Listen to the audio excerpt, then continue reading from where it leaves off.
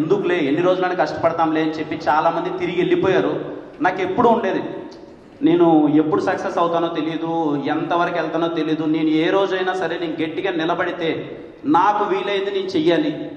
నాకు వీలైనంత, నేను ఇప్పుడు ఇంకా చాలా చిన్న స్థాయిలోనే ఉన్నాను, కానీ నాకు వీలైనంత నేను ఎంతో చెయ్యాలి. యాజ్ ఏ మన తెలుగు ఇండస్ట్రీ హీరోలు ఎప్పుడు చాలా పెద్ద పెద్ద విషయాలన్నీ చేసేసారు. మహేష్ బాబు గారి దగ్గర నుంచి, చిరంజీవి గారి దగ్గర నుంచి, ఎన్టీఆర్ గారి దగ్గర, పవన్ కళ్యాణ్ గారు, ఒకరి పేరు కాదు, అందరూ చాలా పెద్ద, వాళ్ళకి తగినంత పెద్ద స్థాయిలో చాలా హెల్ప్ అంతా చేసిండొచ్చు. నాకు తగినంత చిన్నగా నేను ఆ కష్టాలన్నీ చూశాను, దగ్గరని చూశాను. కాబట్టి నేను ఈరోజు మీరందరూ చూపించిన ప్రేమ వల్ల నాకు వీలైనంత స్థానంలో నేనైతే కొంచెం పర్లేదండి, బాగానే ఉన్నాను. నేను అదే అనుకున్నానండి.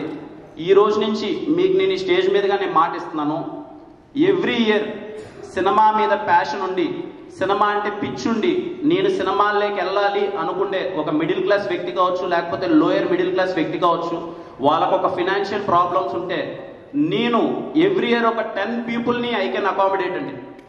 అది ఫుడ్ కావచ్చు, స్టే కావచ్చు, లేకపోతే వాళ్ళకి స్కిల్ సెట్ కావాల్సిన విశేషాలు ఏదైనా కావచ్చు.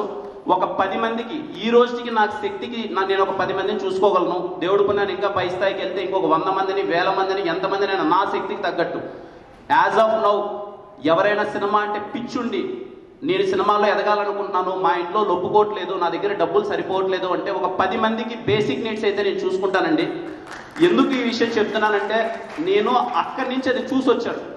ఎందుకు అందరూ తిరిగి వెళ్ళిపోతున్నారు? అరే కృష్ణానగర్లో మేము స్టార్ట్ అయిన ఒక 50 మంది ఈరోజు ఇద్దరు కూడా ఎందుకు లేరు అని అంటే హోప్ లేక, డబ్బులు లేక, ఇక్కడ పీజీకి డబ్బులు కట్టుకోలేక, తినడానికి డబ్బులు లేక వెనకాలకి వెళ్ళిపోతున్నారు.